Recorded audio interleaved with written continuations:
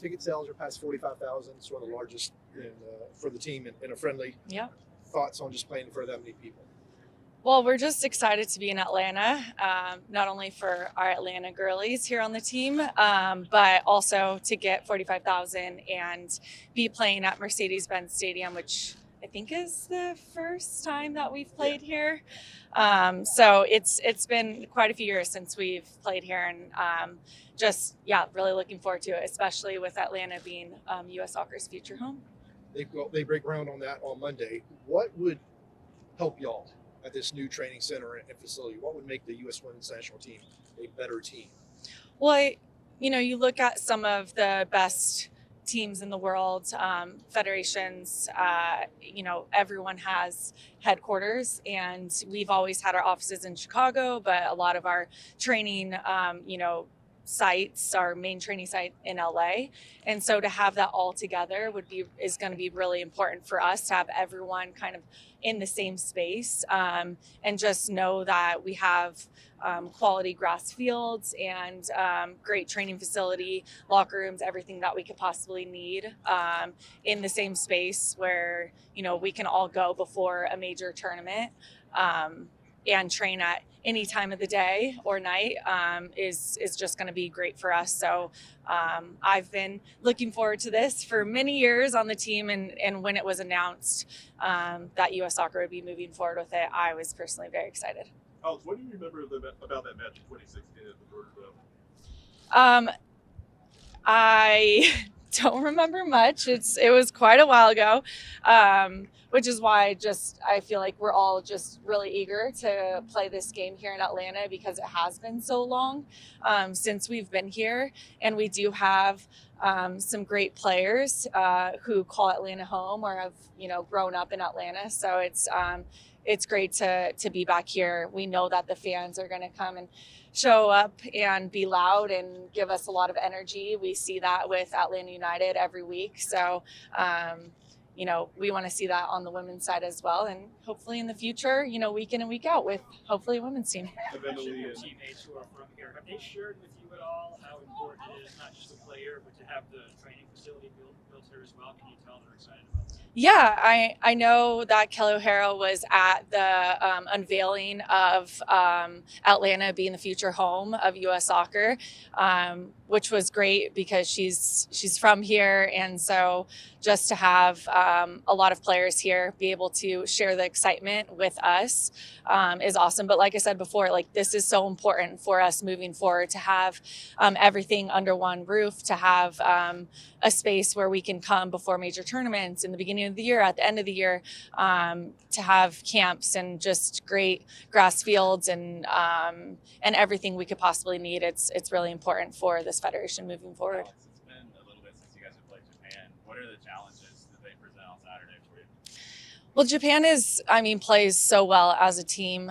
They've also, I think in the recent years, been really good with their transition. They defend really compact, and they are very patient. And when they win the ball, they go forward very quickly. And we've seen a lot of different ways they've been able to score goals.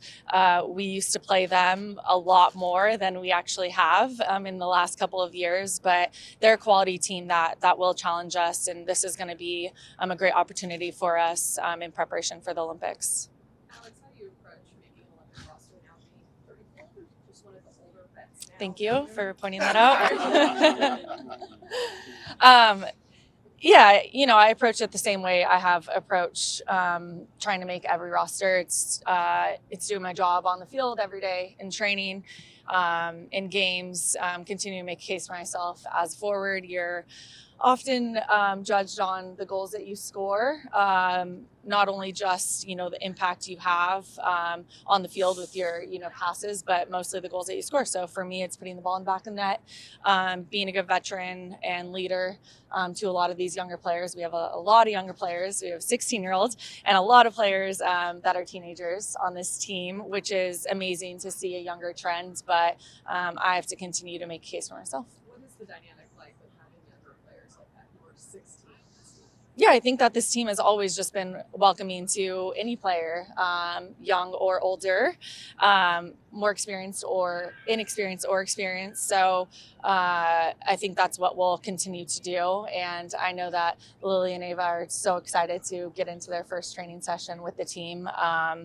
And like you saw at the Gold Cup, some players came in for their first games or maybe second, third games and were dominant. So I think that's a testament to kind of what we create in this environment and just being accepting of everyone. How nice is it to get Mal and Kat back in the mix after being out with injuries for so long? Yeah, I'm so excited for Mal and Kat to be here.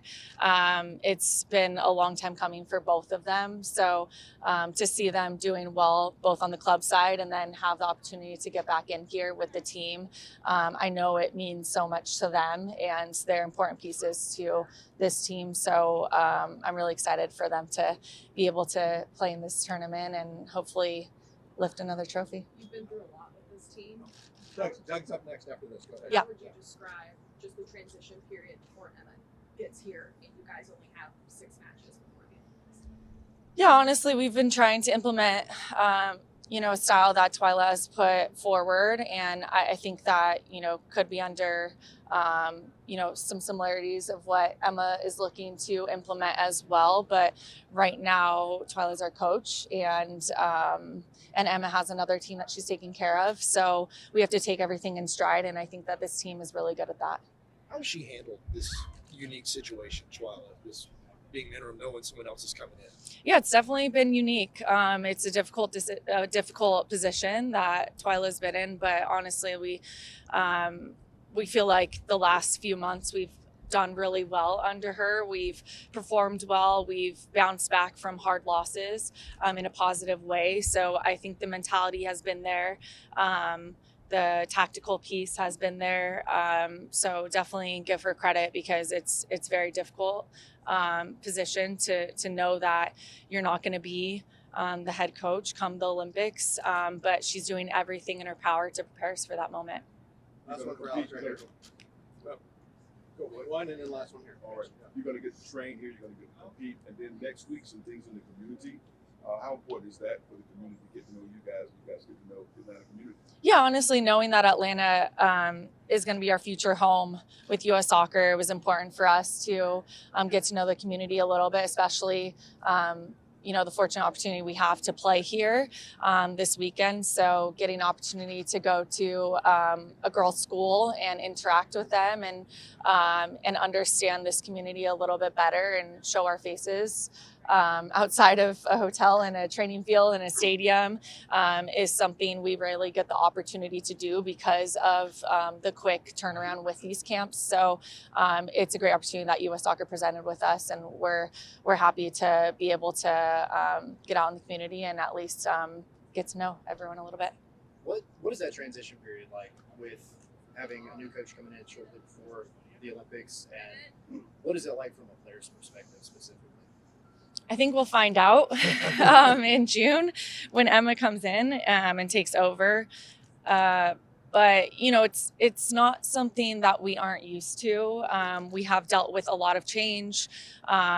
We have dealt with different coaches, players, staff, locations. We kind of get uprooted from our homes and just flown everywhere. And the only things that are consistent are the grass and the fans that we hope to continue to show up and support us.